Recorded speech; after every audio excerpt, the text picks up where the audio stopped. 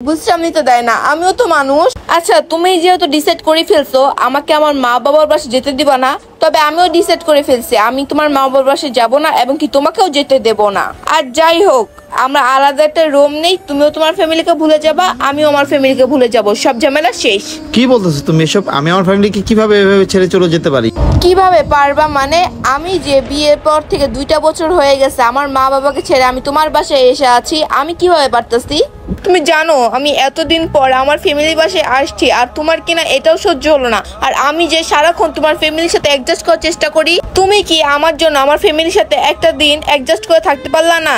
শুধু এক গ্লাস পানি চেয়েছি দেখে তুমি আমার মা বাবার সাথে পুরো সম্পর্ক ভেঙে দিতে যাচ্ছ। আর আমি তোমাকে কি বলবো, বাই দ্য ওয়ে, শুধু এক গ্লাস পানির জন্য তোমার অপমান মনে হচ্ছে? শুনো নয়ন, তুমি অপমান হও নাই, উল্টা আমার ফ্যামিলি অপমান হয়েছে। আর তুমি কি করছো, ডাইরেক্ট আমার ফ্যামিলির সামনে গিয়ে বলছো কখন আমি এই বাসায় আসবো না, আর আপনাদের মেয়েকেও আমি এই বাসায় আসতে দেবো না। একটাবার ভেবে দেখো আমার মা বাবা কতটা কষ্ট পাইছে।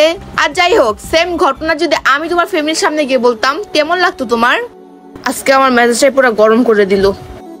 মনি, তুমি ঠিকই বলছো, সব স্বামীরাই চায় তার ওয়াইফ তার ফ্যামিলিকেই শুধু কেয়ার করুক, তার ফ্যামিলির সব কথা শুনুক। কিন্তু স্বামীরা তো এটা ভুলে যায় যে তাদের বউয়েরও কিন্তু একটা ফ্যামিলি আছে, বাবা মা আছে তাদেরও, আর তাদের ওয়াইফের ফ্যামিলির জন্য একটু স্যাক্রিফাইস করে না।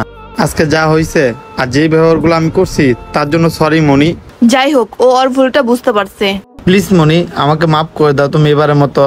শোনো নয়ন, তুমি আমার কাছে মাপ চাও না, পারলে আমার মা বাবার কাছে তো মাপ চাও, কারণ তুমি তাদের মন ভাঙছো, আমার মন না। ঠিকই বলছো মনি, ওনাদের কাছে আমার মাপ চাওয়া উচিত। চলো আমরা এখনই যাব, যা ওনাদের হাত পা ধরে আমি মাপ চাবো, এবং কি ওনাদের বলবো আপনি মেয়ে যেমন আমার মা বাবার খেয়াল রাখে তেমনই ভাবে আমি আপনাদের খেয়াল রাখবো। চলো মনি, এখানে দাঁড়ানো থেকে এখনই যাই, আর আজকের ইফতারটা ওনাদের সাথেই করবো। আর আমিও তো একজন তোমার মা বাবার ছেলে, তাই না? চলো। ঠিক আছে, চলো।